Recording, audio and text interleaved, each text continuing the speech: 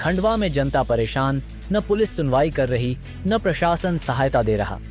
मध्य प्रदेश के खंडवा जिले में जनता बेहद परेशान है।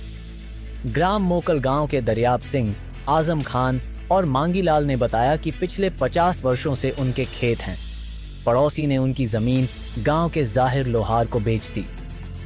अब जाहिर लोहार कम कीमत में उनकी जमीन खरीदना चाहता है, लेकिन उन्होंने मना कर दिया। छैगाम थाने में शिकायत करने पर भी कोई कार्रवाई नहीं हुई। कलेक्टर से मिलने पर धमकाया गया और अब जाहिर लोहार ने रास्ता बंद कर दिया है, जिससे उनकी फसल नष्ट होने का खतरा है। सिटी कोतवाली में पार्वतीबाई गोपाल राव और राजेंद्र यादव की शिकायत का कोई एफआईआर दर्ज नहीं हुआ। उल्टा राजेंद्र को अपराधी की तरह थाने में प्रताड़ित किया गया। साथ ही हरसूद के फ्लाइंग कलर्स स्कूल में डिम्पल चौहान जैसी कई माता पिता से मनमानी फीस वसूली जा रही है। थाने भी गए थे आप? थाने भी गए थे। क्या बोलते हैं? थाने वाले कोई नहीं हो रही, कोई नहीं सुन रहा है। कैसे जमीन है तुम्हारी? 1 एकड़ है साहब। 1 एकड़ तुम्हारे भाई बंधु ने बेच दिया, तो उस पर वो कब्जा कर रहा है। हमारी एक ही जगह 1 एकड़ जमीन है। और जमीन किसने बेचा है? उनके भाई ने बेची है। दूसरे हमारे मामा काका दादी के थोड़े ने काका बाबा की। हां, उनकी जमीन तुम्हारे आजू बाजू में। हां हां, ये भी चाह रहा है कि ये जमीन बेच। हाँ, ये भी बोल रहा है कि तेरी भी हमको ही दे दो। तुम बेच रहे क्या? नहीं, खाएंगे क्या भाई? बोलते हैं हम जो भी अनाज पानी। क्या नाम है तुम्हारा? दरिया। तुम्हारा पता? मेरा रुक जाओ। दादा क्या नाम है तुम्हारा? मांगीलाल। क्या हुआ पूरा बताओ। खेत में 3 महीने से सरमाया नहीं और बोलता है मारने की धमकी देता है। इनको मैं छोड़ने को भी कि तुमको काट दूंगा। ऐसे वाला आदमी। कौन देता है धमकी? ये दोबारा जाओ। यही देता है।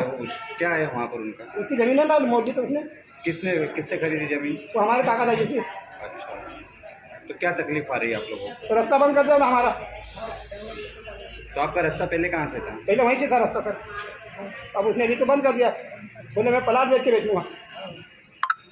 तो क्या रास्ता उसकी ज़मीन में है कि नहीं? आपका लिखा है ना? लिखित नहीं कि नहीं आपके पास? नहीं, भाई से मका की ज़मीन की रास्ता लिखेंगे। सरकार जून में नकदी नहीं होती है, तो जून के अंदर इन्हें जुगाड़ करके और ज़मीनों की आरई हिसाब से मिलकर नकदी करवा दी।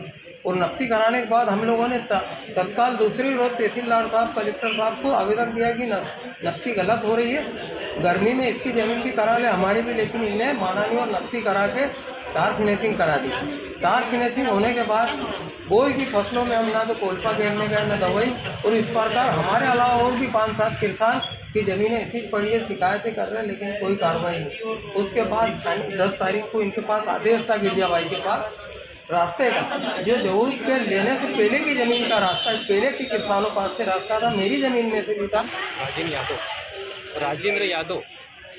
आज जो आपने ये लेके आया, क्या है विषय आपका? हमारा विषय ये है, हमारी दादी है। हाँ। दादी के घर पे 4 महीने पहले चोरी हुई थी, जिसकी रिपोर्ट लिखाने हम पुलिस थाने गए थे और 4 से 5 बार जा चुके हैं। पुलिस एफआईआर नहीं कर रही थी, तो हमने इसकी शिकायत सीएम हेल्पलाइन पे करी थी। कि जब सीएम हेल्पलाइन पे करी तो उनको जैसे मालूम पड़ा सीएम हेल्पलाइन पे शिकायत की, तो वो लोग जाँच करने आए और बोले तुमने कैसे कर दी सीएम हेल्पलाइन पे, और मुझे गुंडे की तरह उठा के लेके गए। 8-10 जवान मेरे दुकान पे गए, मेरे घर पे गए और मेरे को वहाँ थाने में 1 घंटे तक बिठा के रखा।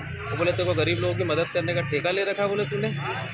इस प्रकार से उनको प्रताड़ित करा और मुझे धमकाया जा रहा है शिकायत वापस लेने के लिए बार-बार। चोरी कहाँ पर हुई थी? चोरी अमन नगर में हुई थी, कलेक्टर बंगले के पीछे, और हमने यहाँ तक कि चोर को भी ला के दिया, चोर को भी पुलिस ने छोड़ दिया। आपने कौन सा थाना में शिकायत करी? हमने थाना सिटी कोतवाली में करी। तो उनका क्या कहना पड़ रहा है? उनका कहना है तुमको जहाँ शिकायत करते वरना वहाँ कर दो, बोले ठीक हो तो हम किसी भी केस में उठा के कभी भी डाल देंगे, बोले। इस टाइप का टीआई साहब द्वारा मुझे धमकाया जाता है।